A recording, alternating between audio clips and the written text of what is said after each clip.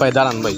হ্যাঁ ভাই, আপনি তো ব্যস্ত মানুষ, তো আপনি বিশ্ব ভ্রমণ করেন, তো আমাদের বাংলাদেশের যুব সমাজ বিষয়ে কিছু বলেন।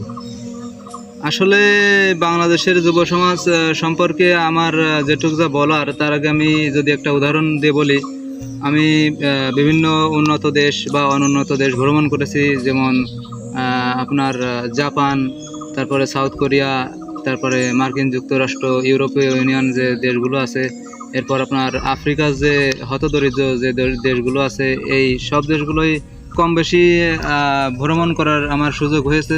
ট্যুরিস্টের বিষয়ে আমি অনেক দেশ ভ্রমণ করি। তো সেক্ষেত্রে আমি যেটা দেখেছি যে আপনার জাপান একটা অনুন্নত দেশ ছিল একসময়, যখন মার্কিন যুক্তরাষ্ট্র হামলা চালালো, পারমাণবিক বোমা যখন আর কি সেখানে নিক্ষেপ করলো, তখন থেকে তারা খুবই একটা মানে মর্মান্তিক অবস্থার দিক দিয়ে মানে পার করেছিল।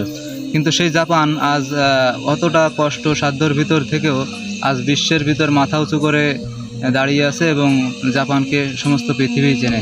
কিন্তু আজকে আমরা স্বাধীন একটা সার্বভৌমত্ব দেশে বাস করে বাংলাদেশ, কেন আজকে আমরা এত উন্নত, এত ঝামেলার ভিতর আছি? কিন্তু আমাদের একটি সমস্যা যুব সমাজের, যে আমাদের যে গার্জিয়ান, এই গার্জিয়ানগুলো এই বাচ্চাদেরকে মানে আমাদেরকে সঠিকভাবে পরিচর্যা করতে পারে না। আমাদের নির্দিষ্ট কোনো লক্ষ্য নাই। তারা ছোটোবেলা থেকেই তারা তাদেরকে কাজকর্মে উৎসাহিত করে এবং নির্দিষ্ট কোনো একটা কাজের প্রতি তাদেরকে উৎসাহ প্রদান করে, যার ফলে আর কি তারা নির্দিষ্ট লক্ষ্য নিয়েই তারা এগোতে পারে। এবং আমাদের বাবা মা যারা আছে তাদেরকে খুব ভালোভাবে সতর্ক হতে হবে এবং যে কোনো একটি নির্দিষ্ট পথেই তাদেরকে সে লাইনটা দেখাতে হবে। তাহলে আমরা এই অনুন্নত দেশ থেকে একটা উন্নত দেশে পরিণত হতে পারবো এবং তাদের কালচারের সঙ্গে আমাদের কালচারও মিলাতে হবে। এটাই আমার বলার ছিল।